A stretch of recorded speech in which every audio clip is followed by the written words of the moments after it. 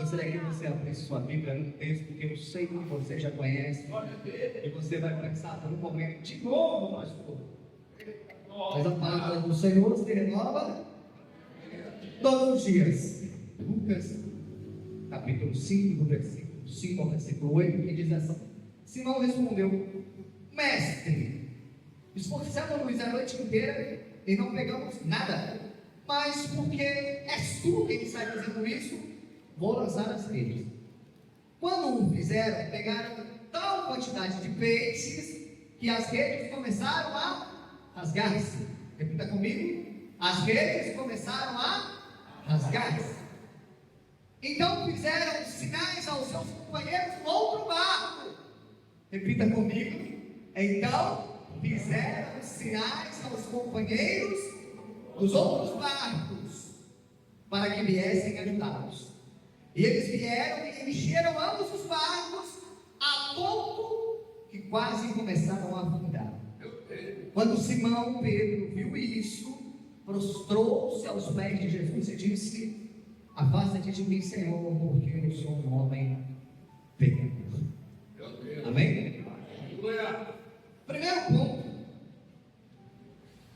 dessa mensagem é: o Criador de todas as coisas, aquele que criou o universo, aquele que erigiu as montanhas, aquele que encheu os mares, que mediu os mares com a orla das suas vestes. E João vai dizer que o verbo era Deus, o verbo estava com Deus lá no princípio, e nada do que foi feito se fez se o verbo não estivesse lá. Neste momento, esse Deus Criador, o Cristo encarnado, o verbo vivo, está caminhando pela praia e ele está procurando um barco. O Criador de todas as coisas, aquele que tem absolutamente tudo, caminha nas margens do mar com os olhos atentos, procurando um barco. Ele precisa de um barco? Você acha que ele precisa de um barco? Você acha que ele não tem o poder de estalar os dedos e fazer aparecer uma frota de navios?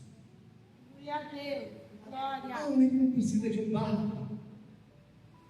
Mas tem gente ali que precisa ouvir a palavra.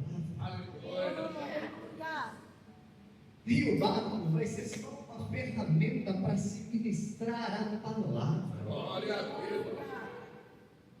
Então ele está procurando, na verdade, um meio de transmitir a palavra do seu Pai.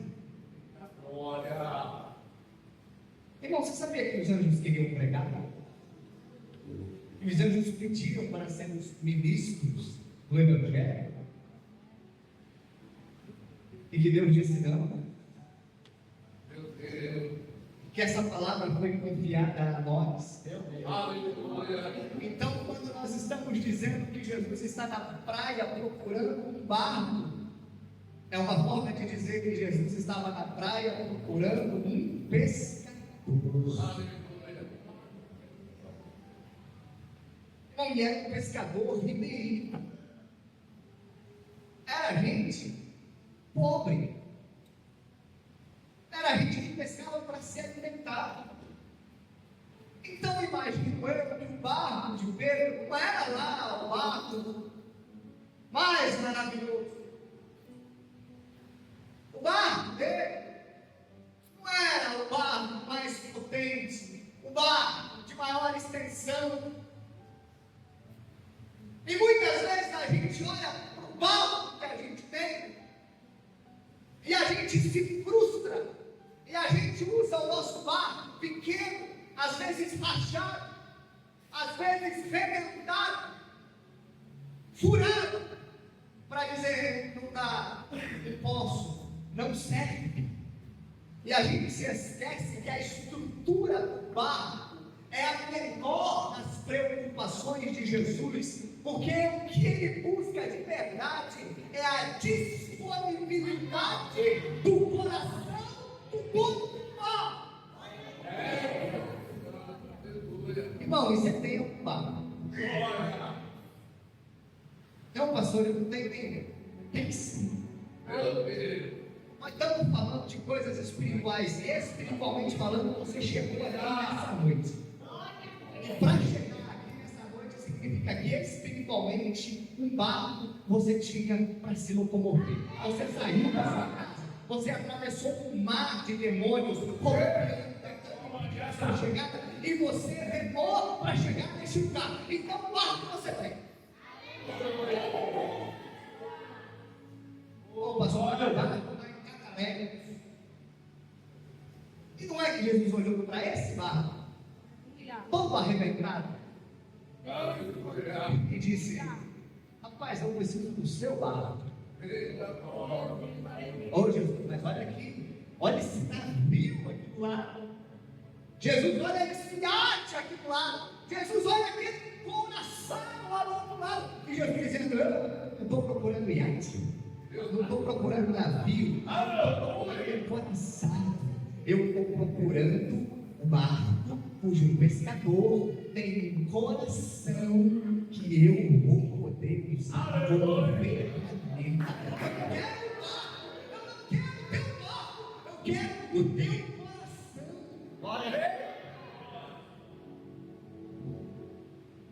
Ou seja, Deus gostasse de escolher iate, eu não estou aqui, pastor, não estou bravo.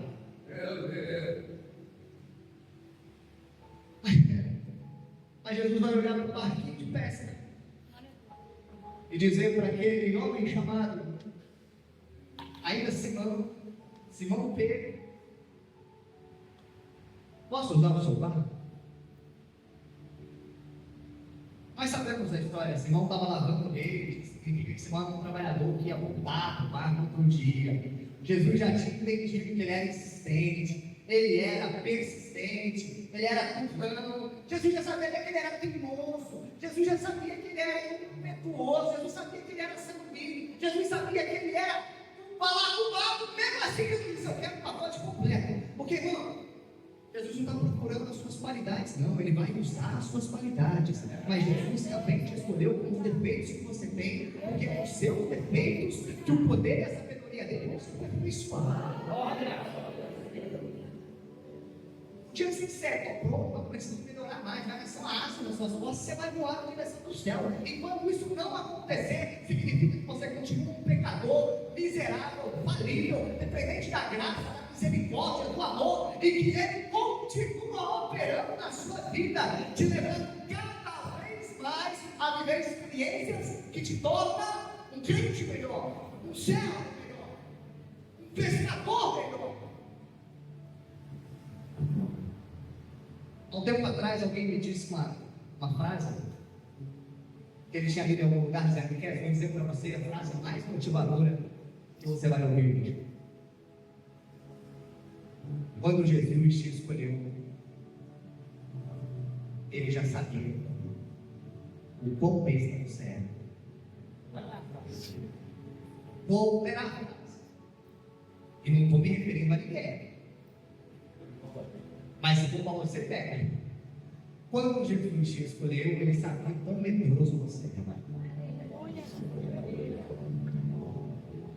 Quando Jesus te escolheu, ele sabia quanta culpa você carregava. Quando Jesus te escolheu, ele sabia quantos pecados você já tinha cometido, estava cometendo e ainda ia cometer. Quando Jesus te escolheu, ele já sabia quantas mentiras você contou. Ele já sabia quantas vezes você se escondeu. Ele já sabia o quão baixo você desceu. Ele já sabia o quão longe você foi. E mesmo assim, ele te escolheu. Irmão, talvez eu não te escolhesse, e provavelmente você não me escolheria, mas ele nos escolheu. Ele nos nomeou e ele nos designou, nos dando um propósito. É ele que fez a escolha. O meu pai é ruim, mas foi ele que escolheu. E que bom que um dia eu disse: pode usar. Não é assim mesmo o evangelho. Cresci numa casa pastoral. tem conhecimento de uma vida que seja daquela porta para fora? Fazem 41 anos que eu estou dentro de uma igreja, eu nunca saí. Peguei demais, peguei nossa. Esse dia eu estava brincando com a pastora Kira, a gente fez uma prova, ficou meio comprida a lista. Aí ela disse: será que a lista de pecado nossa é desse tamanho? Eu falei: a minha? Volta lá, pega uma moça do caixa, arrancar o rolo inteiro e pedir mais algumas, porque é maior. Mas pela graça, pela misericórdia, eu não sou preenchido aqui na casa. Só que quando eu tinha uns 6 anos de idade, ouvi uma mensagem e eu chorei tanto ouvindo aquela mensagem sobre como a gente era pecador e como Jesus nos amava. Aqui pertinho, o Leonel Padrão, Jardim da Modéstia. E quando o pastor fez aquele apelo na noite, irmão, eu era filho de presidente da igreja, crescido na igreja, eu frequentava a escolinha, mas o Espírito Santo me tocou e eu, criança, vim com lágrimas nos olhos, entregar minha vida para Jesus. Porque eu disse, tem que tomar essa decisão. Não é sobre ir na igreja, é sobre entregar a sua vida para Jesus, é sobre entregar o seu barco para Jesus, é sobre entregar o que você tem para Jesus.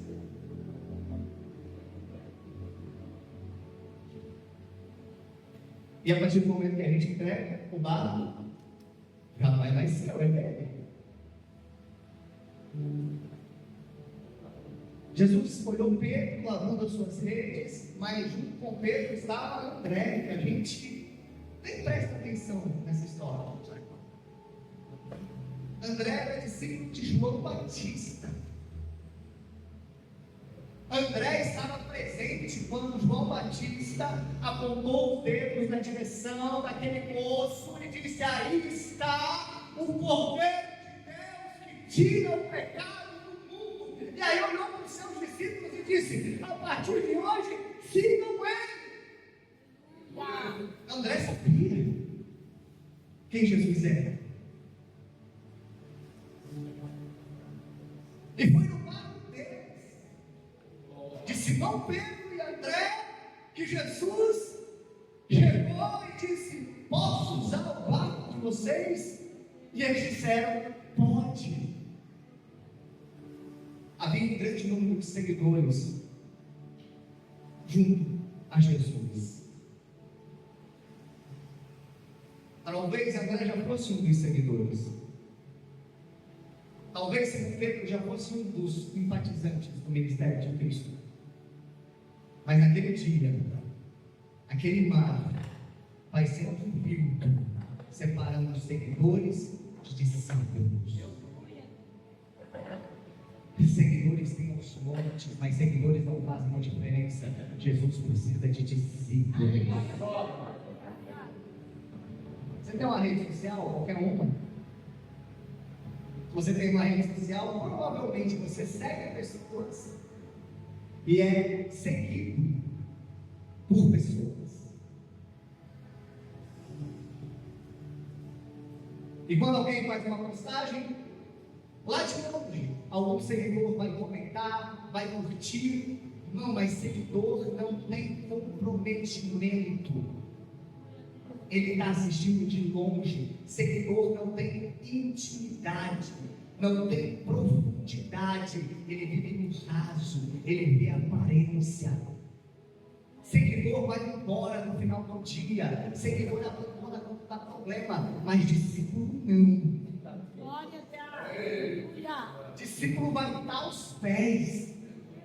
Discípulo vai dormir debaixo do mesmo teto. Discípulo vai comer do mesmo bocado. Discípulo vai chegar no ponto onde o mestre diz: ei, vocês querem ir embora, vocês querem se afastar, vocês querem fazer outra coisa da vida. E o discípulo diz: não, porque eu não tenho mais para onde ir. É em ti que eu encontro palavras de vida eterna. O discípulo faz os pés do mestre o seu lar.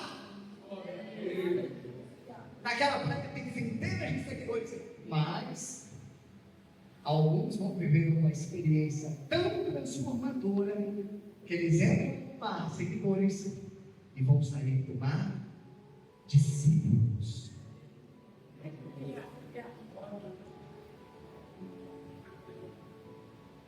Jesus vai dizer para Simão Pedro, assim que a mensagem termina: Simão, vamos pescar. Simão está achando que Jesus está falando de peixe. Senhor, trabalhamos a noite inteira, vamos a rede para casa, vamos a rede para lá, nada. Jesus vai fazer uma proposta, vamos para o mar. Não é o mar da Galileia, é um grande mar. Mas ele tem 19 quilômetros de extensão, 22 da outra, é um mar.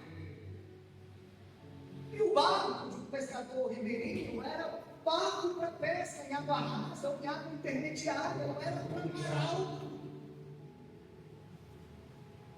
E aí Jesus começa a desafiar o discipulado daqueles homens: vamos para o mar alto. Glória a Deus.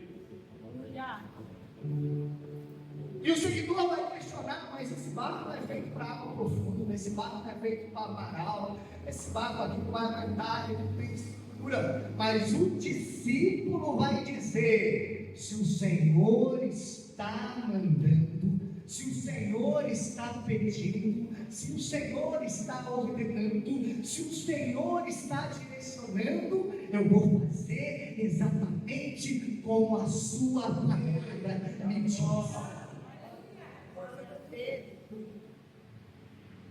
A estrutura do teu barco é insignificante a partir do momento que Jesus está dentro do seu barco. Jesus é a verdadeira estrutura, fazendo com que o seu barco suporte ambientes para os quais ele não foi feito.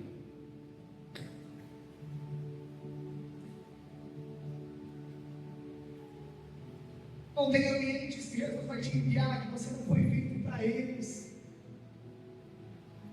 Tem projetos nos quais Deus vai te inserir que você não foi feito para eles. Tem obras que Deus vai te colocar para fazer e você vai dizer: eu não tenho a estrutura, eu não tenho a ferramenta, o meu barco não foi feito para isso.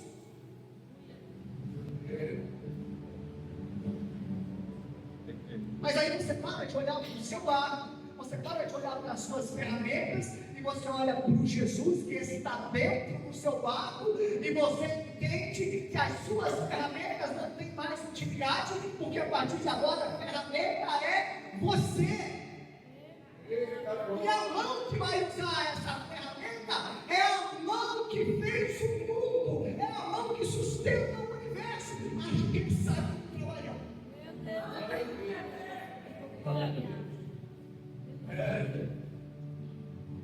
Então pega dois profissionais, bom e ruim. E aí você dá uma ferramenta boa na mão do profissional ruim, uma ferramenta ruim na mão do profissional bom. Qual serviço vai sair melhor? Eu sou uma ferramenta horrível. Todo de mim.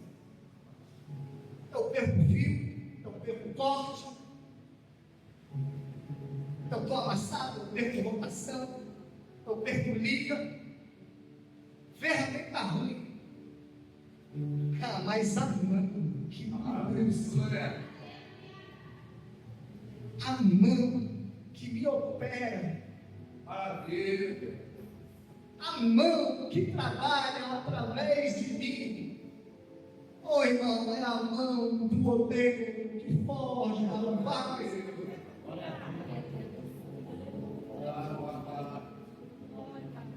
É a mão do fundidor que nos forja nos desertos da vida.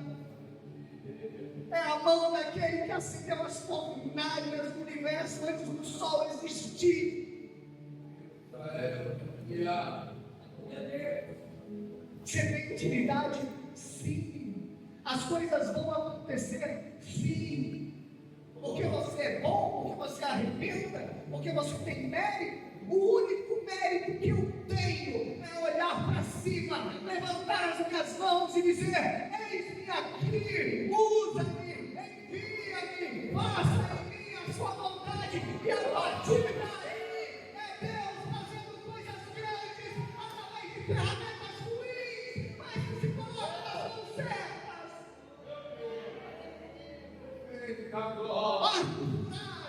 Indo na direção de águas profundas, porque o Senhor que conhece e venha sobre as águas está nele. Mas meu barco, se der um ventinho e não tiver embarrado e ele quebrar, não morrer. Não. Dentro do barco está aquele que ordena e o vento se acalma.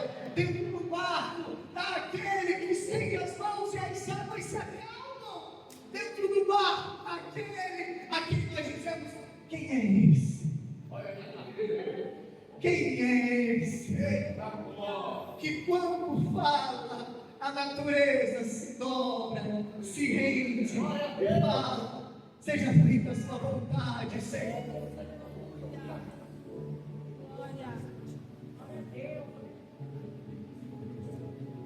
Eu gosto muito de um louvor que diz: e se a natureza clama, eu também. E se os mares te obedecem, eu também. E se as montanhas se ajoelham, eu também. Meu barco é ruim, e eu não sou o melhor pescador do mundo, mas agora pisou no meu barco o capitão voando no mar alto. Eu garanto, eu asseguro.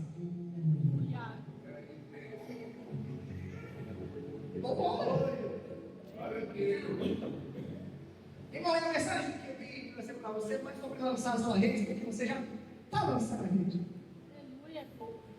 Eu vim falar para você: insiste de novo, porque eu sei que você já está insistindo. Não vou falar para você: não fique frustrado com a pescaria de ontem, porque amanhã vai ser melhor, porque eu sei que você sabe disso, e você continua aqui vivendo de amanhãs melhores.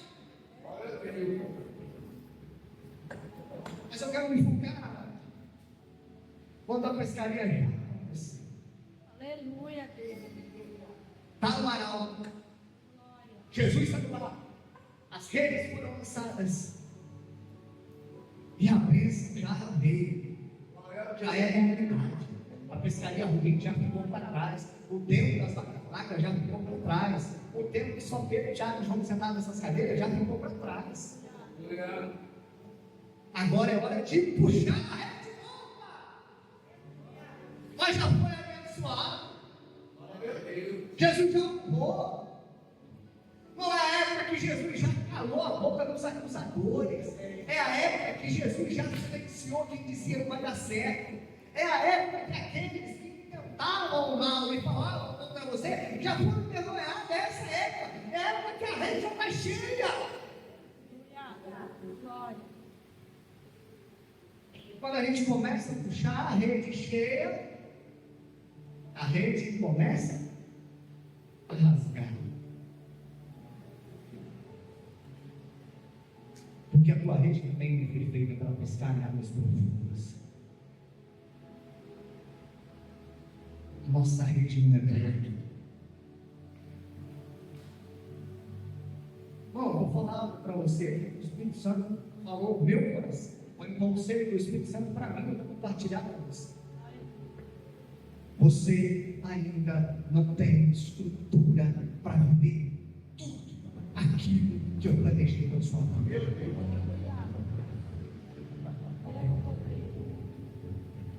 Se eu te der tudo o que você está pedindo, se eu te der tudo o que você está buscando, se eu te der tudo que o seu coração almeja, se eu te der tudo pelo qual você já fez campanha, se eu te der tudo pelo qual você tem orado, se eu te der tudo pelo qual você tem clamado nas madrugadas, na hora que você puxar a rede, ela vai romper.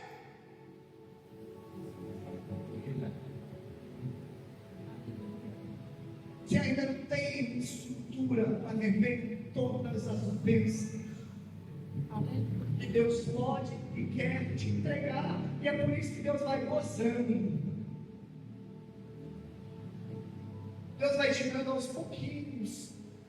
Ô irmão, é Deus te testando. Se você não conseguir ser grato pelas pequenas coisas, você não vai ter rede fortalecida para receber coisas grandes. Servo bom, foste fiel, pouco. Sobre o muito eu te colocarei. Você não vai ser colocado sobre o muito se você não conseguir ser fiel no pouco. Você não vai ser grato no muito se você não conseguir ser fiel no pouco.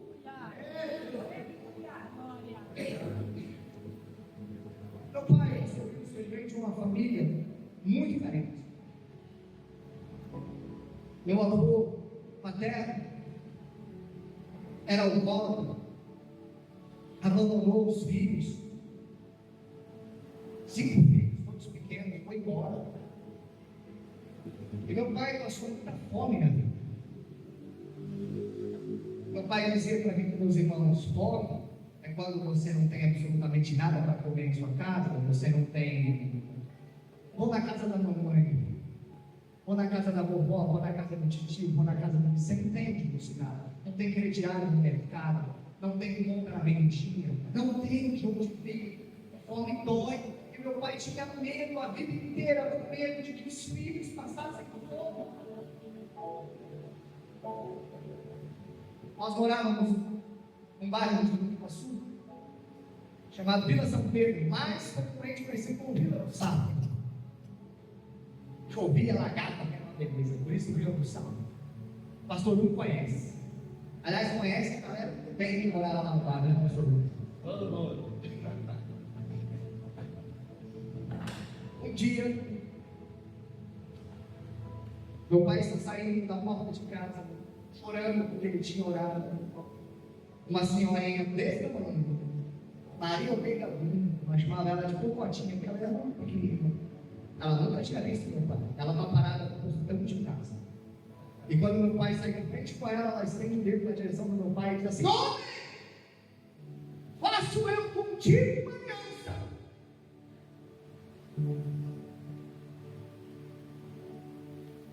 Anda na minha presença. Faça a minha obra. E eu te garanto, nunca faltará o pão sobre a sua mesa. Irmão, eu não vou entrar em detalhes aqui, mas eu me lembro de épocas que meu pai cortava a cana e não tinha safra, tudo dando errado. E você abria o armário vazio, você abria a geladeira vazia. Maior hora do almoço, na hora da janta, o fogão estava funcionando. E às vezes a gente tenta lembrar, eu e meus irmãos, meu pai, tentando lembrar, todas as vezes, todas as formas de recursos, a gente se perde. E um dia eu me senti. Um dia a irmã Maria, que vinha com uma sacolinha azul, 3 xícaras de arroz, um pouco de linguiça, e falava assim: mas Márcia, Deus vai nos trazer esse pouquinho de arroz, eu queria trazer mais, mas Deus falou: não, é só isso, não pode levar mais. Porque era um almoço, e a gente não conseguia mandar outra coisa, e eram meses assim, o pão não voltava em cima da mesa. E teve uma época, talvez mais difícil de todas, eu já trabalhava. E no desespero de trabalhar para ajudar, eu fiquei trabalhando por 3 meses, o salário não vinha, 3 meses sem receber. E meu pai enfermo, afastado, sem receber. E um dia eu cheguei no serviço, na sala, e tinha um pão em cima da mesa. Eu perguntei para minha mãe: o que esse pão está fazendo em cima da mesa? Ela falou assim: como você trabalhou e eu comecei a trabalhar cedo, pão. E na hora eu entendi, irmão, ninguém tinha comido nada em casa, eles não falaram para mim que eu estava trabalhando. E eu saí da área de casa, saí lá no fundo do canto, no escurinho, meu pai chorando. E eu não comi aquele pão. Eu não vou comer esse pão. Quem sou eu para comer o pão? Eu estou em casa com fome, eu fui dormir sem comer o pão, meu pai foi dormir sem comer o pão, minha mãe foi dormir sem comer o pão, meus irmãos foram dormir, todo mundo foi dormir com fome. Na manhã seguinte, Deus começou a abrir porta. Deus me abriu um novo emprego, meu pai se aposentou, Deus começou a prover. E sabe por que eu sou grato por essa história? Porque a aliança que Deus fez com meu pai, caiu o pão do meu pai voltar sobre a mesa. E naquele dia, nós fomos todo mundo comigo fome, mas ninguém se lembrou que sobre a mesa tinha um pão, porque Deus viu que fome.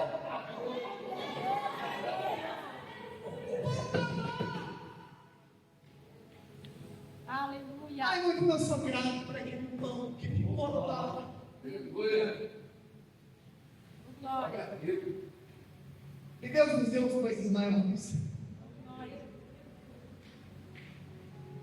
Mas porque toda a minha família é muito grata por aquele pão que ficou. Irmão, o pão era Deus gritando: ei, vocês estão comendo pão, porque vocês são perigosos. Se cada um cortar uma fatiazinha, dá para todo mundo se alimentar. E amanhã eu preparo a mesa. Hoje só vai ter fatiazinha de pão, amanhã eu preparo mas seja fiel, seja grato por um pão único, um pão envelhecido, que aí você vai estar com o coração preparado, com as redes fortalecidas para suportar os banquetes que Deus vai te dar, sem se misturar com isso, sem se acorrentar com isso, sem se envelhecer com isso. Porque o nosso mal é que a gente fica vaidoso.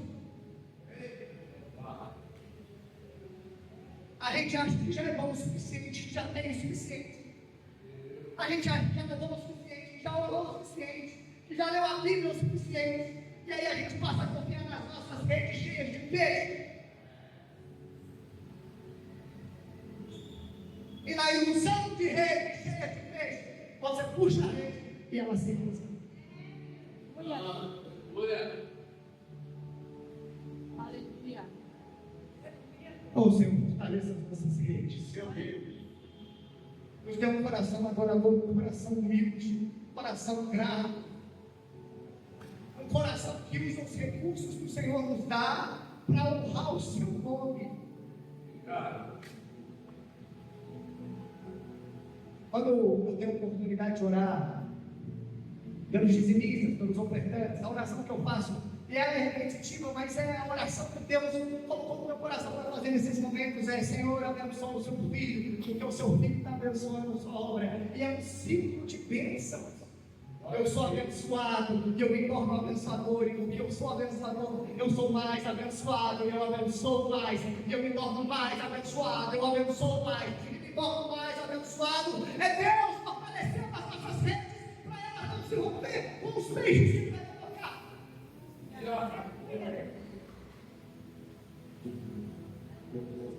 E quando a rede está rasgando, o que eles fazem? Preciso de ajuda! Esse Simão Pedro gritando: preciso de ajuda! Sabe quem estava lá do outro lado?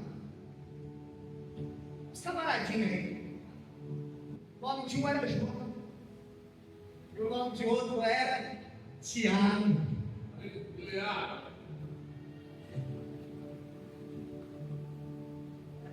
E aqui eu quero falar mais uma palavra que Deus colocou no meu coração.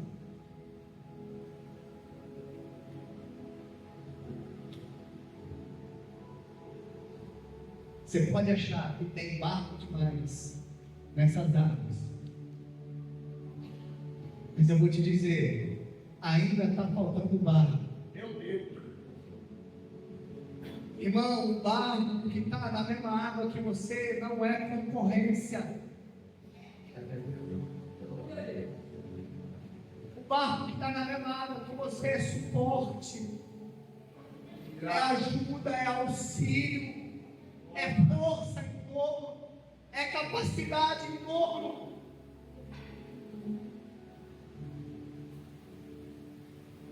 Pô, irmão, a gente fala: nossa, o tá pesado, só eu prego, só eu canto, só eu tô cansado, tinha eu que cantar, só eu barra a igreja, só eu. Aí Jesus manda mais alguém que prega, Jesus manda mais alguém que canta, Jesus manda mais alguém que varre a igreja, e você olha e fala: está com Vira rivalidade. Aleluia. Vira disputa de quem canta melhor, não tem como mais. Disputa de quem tem mais na oração. E se vier só para orar, bem, mas se vem para receber, não serve de nada. Eita glória. Tem 10 que cantam, que vem mais 10. Vou cantar hoje. E aí eu só vou cantar daqui 10 segundos, porque tem mais 10 pessoas para cantar. Glória a Deus. Significa que o reino está crescendo. Significa que a igreja está fazendo o seu trabalho. Significa que essa porta está cumprindo a função para qual ela existe.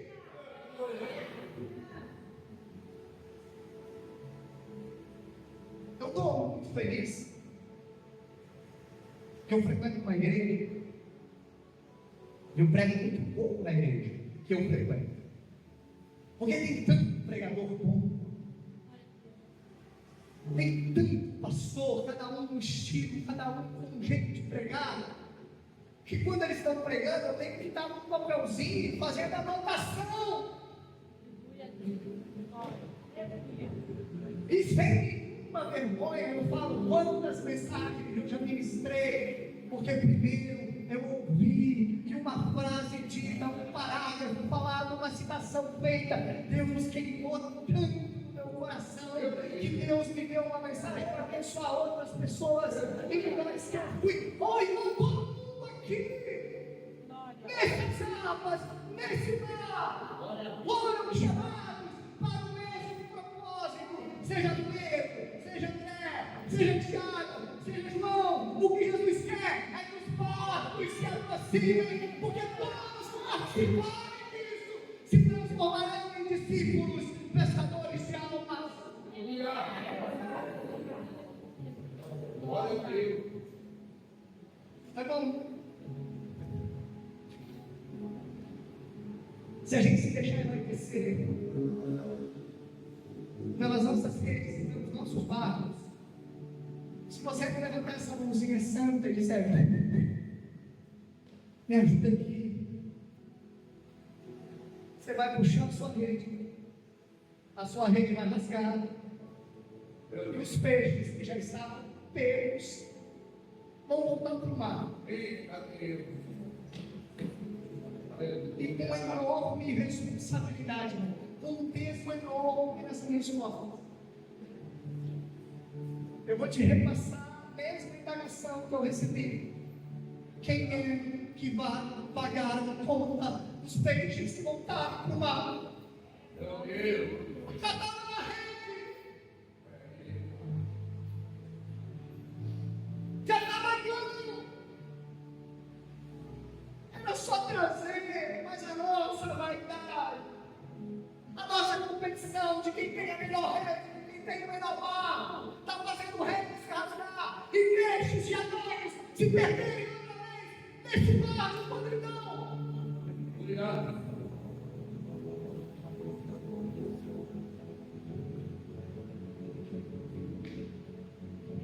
Não, mas em nome de Jesus, o meu barco não seja útil para você. Que o seu barco seja útil para mim. Glória a Deus. E que nossos barcos sejam úteis para o reino. E que nossos barcos sejam ferramentas para o Cristo. E que nossos barcos sejam celeiros de alma. Que os peixes venham.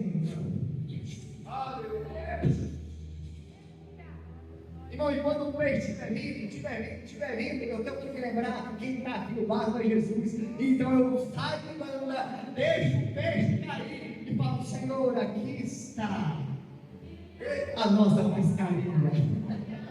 Nós a consagramos a Ti.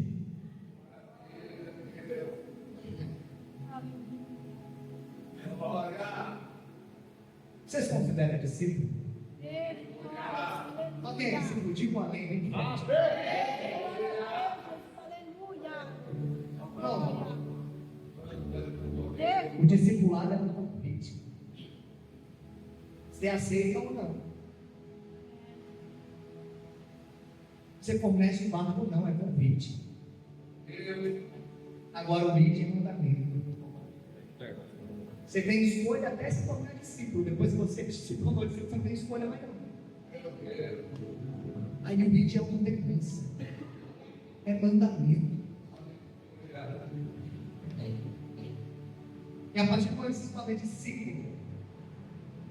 Jesus diz: deixa a rede, deixa o barco e venha comigo pescar almas. E o discípulo deixa o barco, deixa a rede, deixa o peixe e vai atrás de Jesus. Sabe por quê? Porque ele entendeu que a partir desse momento o barco não é dele, a rede não é dele e os peixes não são dele. É tudo de Cristo. Então, deixou, já finalizando a minha mensagem, quero dizer para você que, vamos mudar o termo? Eu não tenho mais barco, você não tem mais barco. Eu não tenho mais rede, você não tem mais rede. Agora o meu barco é dele. A minha rede é dele. E os peixes são dele. E se os peixes são dele, e por negligência minha eu perder,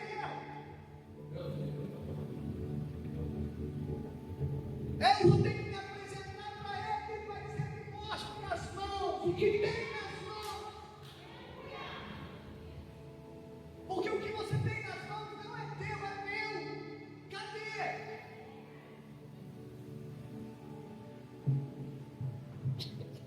Mas que a nossa vaidade fique de lado, que a nossa arrogância fique de lado, que a nossa prepotência fique de lado. Quero que você, com muita humildade, entenda o que eu vou te dizer. Glória a Deus. E eu vou te dizer isso do fundo do meu coração, porque eu também derrapo em situações como essa.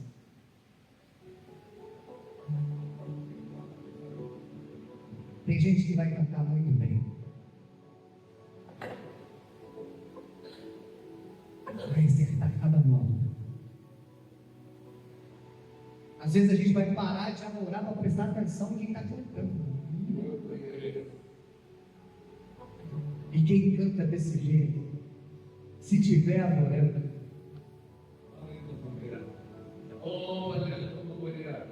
está subindo. E tem gente que vai vir aqui, irmão, de cada 3 notas ele vai errar 4. Vai inventar tons que nem existem na escala. E se ele estiver adorando, vai estar fazendo assim, ó. Porque o céu escuta a nota musical, o céu sente cheiro.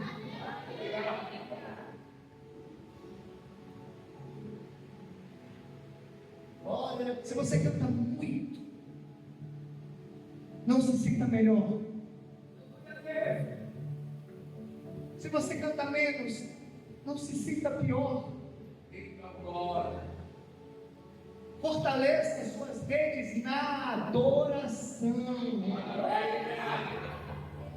Porque aqui não é palco de The Voice, irmão. Aqui é um ambiente onde adoradores se encontram. E quando alguém está cantando, acertando todas as notas, você continue acertando as notas do seu coração. Porque o seu culto é para com Deus. E quando alguém estiver errando as notas, você continue acertando as notas do seu coração. Porque o seu culto é para com Deus.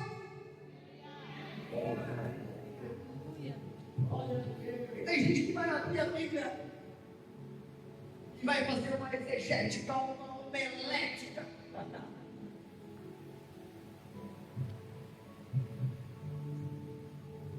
E às vezes você vai se ver dizendo: nossa. E se o pregador não colocou o sermão dele no joelho, colocou o sermão dele no fogo, essa exegese toda vai tocar corações e vai subir ao céu. Mas eu me lembro daqueles velhinhos de cabeça branca, pastor Hugo, que havia briga, dia sim, o outro também, na passagem da moeda, bruxo de sangue.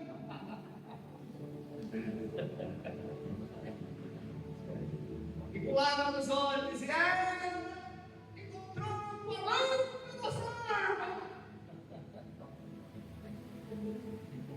O português não era bom. A exegese, a retórica. Oh, irmão, mas aquela palavra queimava no coração da gente. Porque a lágrima corria por pregador. Aquilo era uma flecha no coração, a boca de uma criança de 6 anos se levantava do banco e chorando na frente, entregar a sua vida para Jesus. Subia. Glória a Deus. Glória. Não é o barco, não é sobre a rede, é sobre para quem nós entregamos o nosso barco, é sobre para quem nós entregamos a nossa rede, não é sobre lançar a rede, é sobre o porquê nós